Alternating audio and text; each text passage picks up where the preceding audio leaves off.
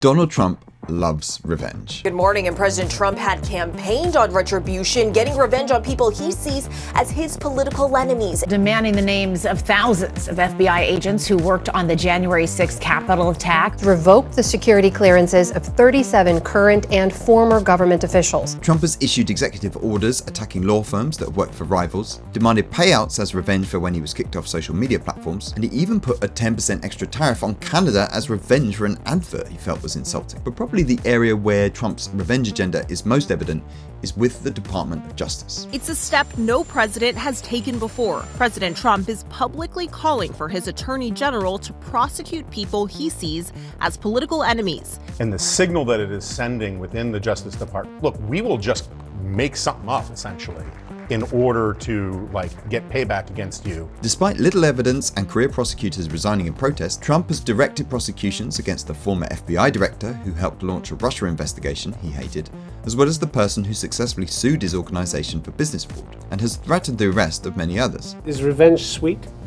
I believe strongly in getting even. If somebody has hurt you, if somebody's gone out of their way to hurt you, I think that if you have the opportunity, you should certainly go out of your way to do a number on them. It's hard to overstate how wild and scary this is. It's normally dictatorships that lock up anyone the leader doesn't like. Is that really where America is headed? And who will be next? I mean, we're only a year in here. However, despite these dangers, I don't actually think this is going to work out well for Donald Trump. In fact, we're already seeing his efforts run into serious trouble. And so in this video, I want to explain the process by which the Department of Justice has been turned into a machine of retribution, the damage this is doing to America, but also how it will fall apart and backfire on Donald Trump. Big breaking news tonight. For the first time in the history of New York City, a sitting mayor has been indicted for crimes. In September 2024, Eric Adams, the then mayor of New York, was indicted for corruption. In exchange for stays in luxury hotels and flights, he was accused of helping Turkey get building approval for this skyscraper. In other words, he was accused of making a trade, granting official action that helps someone else in exchange for personal benefit. There are other crimes that Eric Adams was accused of, but this one is kind of useful because it illustrates something that's going to be kind of a theme of this video. As long ago as Aristotle, good government has been understood as one that acts for the common interest, with corrupt or perverted governments being those that act in private interest. If he's convicted on all the charges, he could face up to 45 years in prison. Okay, so Eric Adams is in trouble. Around him, people are getting arrested, resigning in droves, but maybe he could see a way out. The meeting took place this afternoon in a room at Donald Trump's golf course in Palm Beach, Florida, with a non-specific agenda and no other city officials in attendance. In January 2025, Adams visits Trump at Mar-a-Lago, and a few days later he goes to Trump's inauguration, having to set off at 3 in the morning just to make it in time because he'd only been invited last minute, all just to applaud Donald Trump from the overflow room. It's a bit humiliating, but soon Adams gets a reward for all this. A couple of weeks after Trump takes power, his acting Deputy Attorney General, Emil Bove, organizes a meeting with Adams and his lawyers, and the prosecutors who are going after Adams. Bove is part of the Department of Justice, the federal government's main law enforcement department, overseeing agencies like the FBI and prosecuting federal crimes. It's an incredibly powerful part of the US government, and now Trump is in office, he wants to use that power. According to one of the prosecutors in that meeting, Adams' lawyers offered, quote, a quid pro quo, saying Adams would help Trump with his immigration crackdown only if the indictment were dismissed. In other words, another trade. Trump offers official action, no charges for corruption, and gets private benefit, help with his political agenda. The prosecutor objected to this deal, later writing, rather than be rewarded, the deal should be called out for what it is, an improper offer of immigration enforcement assistance in exchange for a dismissal of his case. However, she was overruled by Bove,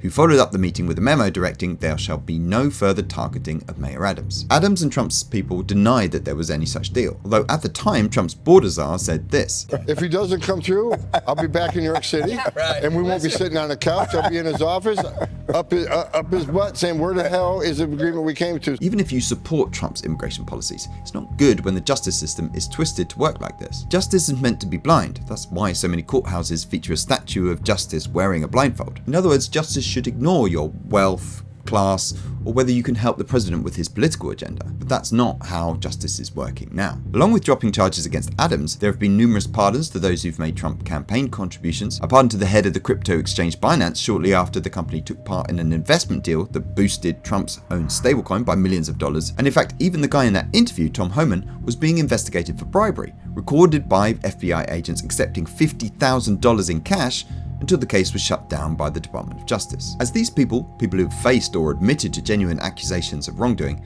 are getting a free pass, Trump has focused law enforcement resources on those he wants revenge on, often with a sick symmetry. So James Comey, the former FBI director whose investigation into Russia's election interference saw several of Trump's cohort charged with lying to Congress, is now himself accused of lying to Congress. Or Letitia James, who successfully brought a civil case against Trump, accusing him of misrepresenting information about his properties to get better loan rates from banks, has herself been charged with bank fraud. So here we have the first step of Trump changing the Department of Justice into his own personal revenge machine. Target personal enemies rather than criminals. Okay, so Trump's people direct Eric Adams to be let off.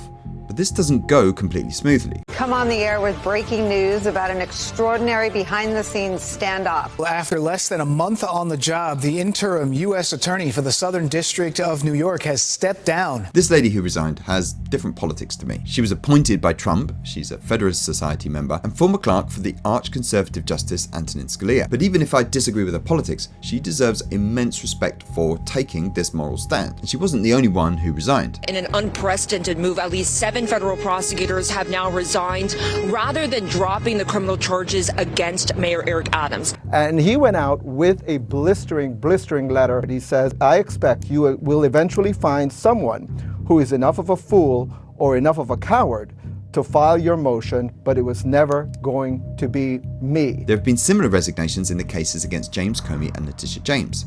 The prosecutor was, again, like in the Adams case, a Republican, again nominated by Trump. But after he and his team had spent months investigating, he concluded there wasn't a case, and so he was fired too. Trump calling him a woke rhino, which is just a wonderful image. This is happening all over the Department of Justice. Prosecutors pushed out because they won't bring unmerited prosecutions, fired or demoted because they worked on the Jan 6th investigations, or, in the case of James Comey's daughter, fired because they were related to someone Trump didn't like. Anyone Trump thinks will resist serving his personal interests is getting fired. In fact, he's doing this all over government. He's got rid of the military's top lawyers that ensure the armed forces follow the law, kicked out the head of the Bureau of Labor Statistics because they published data suggesting the economy was weakening. Even the director of the Eisenhower Presidential Library was told resign or be fired when he refused to give Trump a sword that belonged to the museum collection. Government officials don't swear an oath to political leaders. They swear an oath to support and defend the Constitution. They're public servants, so they serve the public, rather than their own private interest or the private interest of any particular politician. But if you're Donald Trump, you don't want that, so you purge those doing an honest job. Okay, so you've kicked out the honest people. What's next? Well, replace them with yes men, of course. Anyone who'll do exactly what you say. For this, Trump likes to use his personal lawyers. Emil Bove, for example, was Trump's former defense attorney. It's the same story for Pam Bondi, the woman in charge of the whole department, her deputy and others, including the person now in charge of the prosecutions against Comey and James, Lindsay Halligan. Halligan is a former insurance lawyer turned White House aide with no experience of prosecuting, not even any experience of criminal law, but is now in charge of one of the most high-profile offices. Someone like this is hardly qualified to be in this position. But as always, it's a trade. These people are happy to give Trump whatever he wants, and in return they get a job they'd be unlikely to get otherwise. It's the same approach that has put podcasters in charge of the FBI, and this guy as head of defense. Okay, so we're targeting enemies rather than criminals, we've kicked out the impartial people, and got our yes men in place. What's next? Well, here's where things get a little odd. Federal Housing Finance Agency is alleging that State Attorney General Letitia James engaged in mortgage fraud. Yes, in April 2025, an investigation was launched into Letitia James for mortgage fraud. But this wasn't going to be the first such crime. Breaking here tonight, right here at the Live Desk, California U.S. Senator Adam Schiff reportedly being investigated for alleged mortgage fraud in Maryland. And then again, the same month, the Department of Justice is investigating Federal Reserve Governor Lisa Cook over allegations of fraud related to her mortgages. How strange that 3 people that Donald Trump happens to dislike all get charged with the same crime. It's worth understanding how unusual these accusations of mortgage fraud are. All these investigations started with referrals from the FHFA, an agency set up after the 2007 financial crisis to secure the stability of the mortgage market. It's not a law enforcement agency. In fact, Reuters found only 20 similar charges brought in the last 8 years, all but one of which were broader indictments involving large criminal schemes such as drug cultivation or bank fraud. The person who has started these investigations is this man, Bill Pulte. I mean, we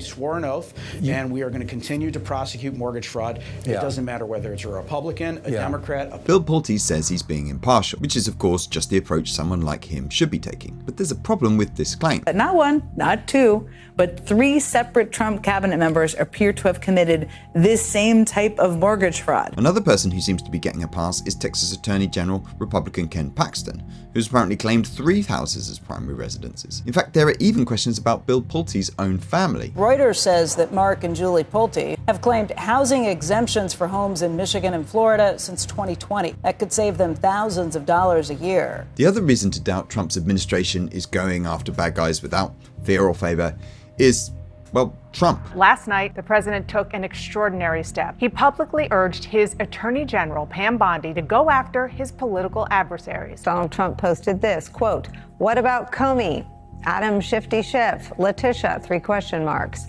They're all guilty as hell, but nothing is going to be done." In this post, which Trump apparently meant to be a private message but accidentally published, he says they're all guilty as hell. But guilty of what? In the post he explains, they impeached me twice and indicted me 5 times over nothing. So no mention, obviously, of mortgage fraud or anything else. Instead, the wrongdoing is indicting or impeaching Trump. But of course, these are actions that break no law. The way a justice system is meant to work is that prosecutors target crimes. So say with mortgage fraud, prosecutors look at the number of victims, scale of harm, factors like that. Then they'd work from there to find the people behind those crimes. But here the process is reversed. The system targeting those the president has already designated bad guys, then trawling through everything they do to find a crime to charge them with. Bill Pulte's agency has access to details of millions of Americans' mortgages, which means it has a lot of potential. In fact, when you think of all the information government has and how many laws there are, there's almost an opportunity to prosecute whoever they like. As Lavrenti Beria, Stalin's secret police chief, apparently said, "Show me the man and I'll show you the crime." So that's step 4, attack with any pretext. But here we come to something odd. The cases Trump is bringing are really weak, so that should cause him problems. For example, the case against Letitia James, the only person accused of mortgage fraud to be indicted so far, is that she got a cheaper mortgage by claiming this property would be a second home, when in fact she was intending to rent it out. But to prove fraud, the government has to prove that James's was intending to deceive, and that is a high bar. And it turns out Letitia James' mortgage actually allowed her to charge rent, which she did only briefly and then to a family friend. The case against James Comey is also weak, with him accused of lying about leaking to someone, quote, at the FBI, when that person he was talking to was a law professor friend who it's very hard to argue was at the FBI. I mean, even without going into all that detail, the fact that professional prosecutors would rather give up their careers than bring these cases tells you what you need to know. But if these cases are weak and likely to end in an acquittal, then why is Trump bothering with all this? Well, this is it. A prosecution from the government doesn't have to be successful for it to be punishing. The cost of Letitia James' case, for example, is likely to exceed $10 million, and it will be a similar story for the other Trump targets. That's even before you think about all the time it takes, the stress, the damage to reputation, and so on and so on. As the classic work by Malcolm Feely puts it, the process is the punishment. So there's part 5 of all this. The process is the punishment. Okay, all this is awful. Trump is essentially trying to turn the justice system into his own personal revenge machine that can lock up anyone he doesn't like. But luckily, there is reason to hope. As I've long predicted on this channel, Trump has self-defeating weaknesses. And so now I want to give 3 reasons why this is all likely to fail and backfire on Donald Trump.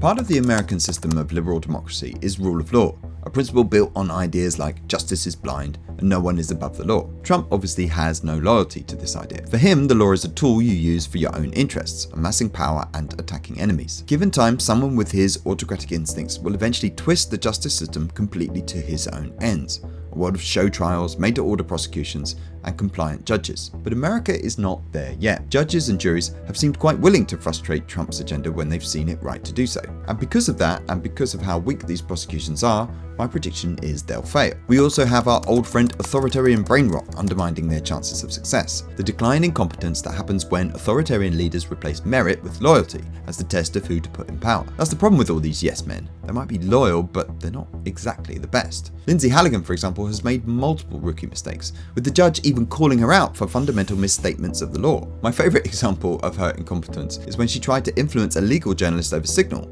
thinking she'd cover her tracks by saying, at the end of the conversation, "Oh, by the way, this is all off the record," when of course anyone who works in politics or anywhere near journalism knows you can't do that. You have to have the agreement for off the record at the beginning. There's been lots of other examples of the DOJ under Trump being incompetent. In fact, at the time of this recording, Comey and James's cases had been chucked out because the administration incompetently thought it could appoint 2 interim prosecutors in succession. This is even before we get to the brain rot of the authoritarian himself, whose social media messages directing prosecutions against his enemies make it look like these are just prosecutions against his enemies, which is actually not allowed and could be, in theory, another way the cases are dismissed. Now, it's true, as we said earlier, the process is the punishment.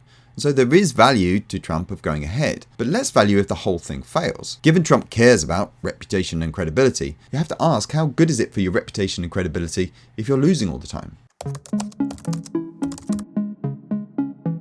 The second reason I think the revenge agenda will backfire is voters don't like it. For a start, turning the Department of Justice into a revenge machine means less actual crime fighting. For example, one of the prosecutors pushed out in Virginia was in the middle of prosecuting the guy suspected of the Kabul airport bombing that killed 13 US service members. As he wrote in a letter taped to his office door just before he had to leave, "My abrupt, apparently thoughtless removal with no period of transition will hurt this case." Combine this with letting people off for corruption, unmerited pardons for rich business friends, and other decisions like pardoning police attacking rioters, and Trump's weakened the Republicans' reputation on crime, traditionally an area of strength. Also, using the state for your own private benefit rather than the public interest is not something you'd expect the public to like. A more effective autocratic populist would dress this up as revenge on behalf of the people, but Trump often fails to do that. His justification in this post wasn't "these bad guys harmed America," it's "they harmed me." There's also the pettiness. Removing Mike Milley's portrait from the Department of Defense, stopping James Clapper attending the graduation ceremony of the rescue dog he sponsored in memory of his dead wife. This pettiness is not only ugly, but it emphasizes that this is personal score settling, not revenge on behalf of the people. Also, think of the way the charges brought against Trump gave him a boost politically. A similar backfire effect could well happen here. Unsurprisingly then, we're already seeing evidence of losing support, with independents, whose votes helped tip the election in Trump's favour, overwhelmingly disapproving of his actions. The final way Trump's revenge agenda will backfire is that it allows the Democrats to do the same to him once they get into power. In fact, let's have a little revenge fantasy, shall we? Obviously, target one would be Trump and all who served in his administration, and the first tool to use against them would be a corrupted Department of Justice that targets enemies rather than criminals. Now, I expect Trump to issue blanket pardons before he leaves office. But of course, we don't have to care about the rule of law. Just declare people guilty as hell, order up some investigations and indictments, and make sure the whole thing is costly and stressful. And why stop at DOJ prosecutions? Trump took away security protections from people he didn't like despite credible threats, so there's another step that can be taken. Democrats could also target anyone doing business with Trump and his people. Trump has promised to use IRS investigations, cut subsidies and contracts, and generally use state power to attack private companies and organizations he doesn't like, which is a playbook that can now be followed by those looking for revenge. Also, a future president could go further than just Trump's people. Maybe as revenge for immigration crackdowns, a revenge on gun ownership. Of course, gun ownership is protected by the Constitution, but as Trump did with the 14th Amendment on birthright citizenship, let's just have a mass rally as Trump did and sign an executive order that overthrows it. After all, there is a lot of gun violence. An emergency, you might say. So send in the helicopters, smash down doors, trash everything, zip tie everyone, including children. In fact, let's use the same tactics, even if it's a gun seller not keeping proper records. You know, the kind of civil violation normally treated with a fine. A bit like the way overstaying a visa is a civil violation, not a criminal offence. Also, during its immigration crackdown,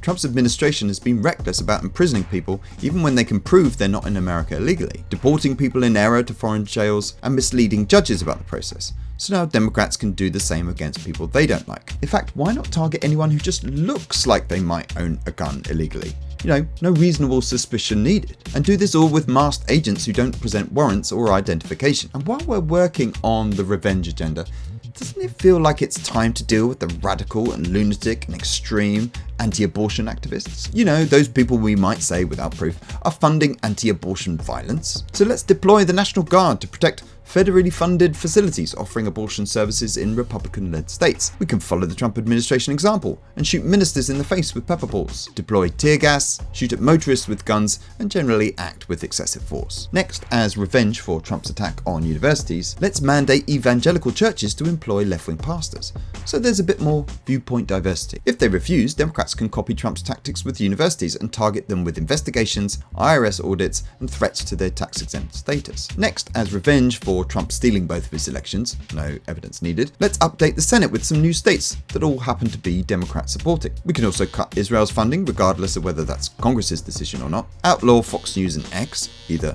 the hard way or the easy way, turn Trump's new ballroom into an abortion clinic, and Trump Tower into a center for climate science. All in, lots for a new administration to be getting on with. Okay, right. At this point, Trump supporters will normally say something like, but they did it first. In fact, the administration has a whole narrative that it is fighting against weaponization and lawfare. Now, there is some merit to this criticism. For example, Letitia James campaigned on going after Trump, and other aspects of her prosecution did make it feel less than neutral law enforcement, something legal experts warned about at the time. However, this isn't true about all the cases. Trump really did ask to find 11,780 votes in Georgia. Trump really did have confidential documents stored in his bathroom. And that's before we get to the record of sexual assault, fraud, and other cases from before he took office. I mean, there's a reason he faced multiple trials and George W. Bush, John McCain, Mitt Romney didn't. It's one of those moments where stating reality that Trump is a lawbreaker with a long history of wrongdoing sounds like partisanship bias, but is just fact. Trump also has a long history of attacking people who are just doing their job and calling it revenge, such as when Trump launched his Taj Mahal casino, and a financial analyst wrote, correctly, that Trump would struggle to make it work, and Trump got the man fired. Or when Trump sued a financial reporter who embarrassed him by working out he was only worth $250 million just after he published a book titled Think Like a Billionaire. Trump losing the case but admitting, I did it to make his life miserable. I mean, none of what we're seeing now is new for Trump. Hillary Clinton has to go to jail, okay? She has to go to jail. Okay, but while it's a bit silly to pretend that Donald Trump is an innocent victim, let's run with the idea that the Democrats started this. We're still left with the problem that once Trump has had his revenge, those he's attacked will want revenge on him, and so on in a self-defeating spiral. I mean, this is hardly an original insight. This dynamic is so well established that all the phrases that describe it, vicious circle, eye for an eye makes the whole world blind, are basically cliches. And if you want to know the way out, well, the solution has already been invented. It's right there in the American system, many of the institutions and ideas of which help channel conflict away from self-defeating spirals. Those in power acting in the public interest, rather than making trades for personal benefit, whether that's luxury hotels or the satisfaction of hurting an enemy. A country with the rule of law where justice is blind, targeting crime rather than enemies. Officials that are loyal to the Constitution rather than a system of incompetent yes men that will follow the revenge agenda of any one individual. And there's something else going on here. Trump's whole approach to politics is part of a wider trend, one he's accelerated but didn't invent, one that sees politics as a war rather than a contest. But liberal democracy is not war. It's war's only reliable alternative, a system of social technology for managing conflict. As America has experienced before, war is what you get when that system breaks down and stops working. Rather than war, democracy is like a boxing match. It's tough, competitive, and brutal, but there are rules that govern the contest, without which the whole thing stops working. And those involved are not enemies fighting to the death, but adversaries, knowing that if they lose, there's nothing to stop them trying again in future, and that if they're knocked down, their opponent will show restraint rather than trying to destroy them outright. As I say, I think Trump's efforts to completely corrupt the justice system will fail, but that doesn't mean huge damage won't have been done. And when it comes time to rebuild that system, these are the ideas that need to be re-established, not just because they're morally right, but because the alternative is a self-inflicted disaster. Hello, my name is Brendan, and this is the Ideas That Explain the News. If you enjoyed that, I would love you to check out my Substack, where regular emails go out, as well as links and little nuggets of what I've been reading and looking at. Also for paid members, I'm releasing videos where I go behind the scenes a little bit, answer questions, and just show you around my life a little bit. So yeah, I'd love you to check that out. Otherwise, I will see you on the next video.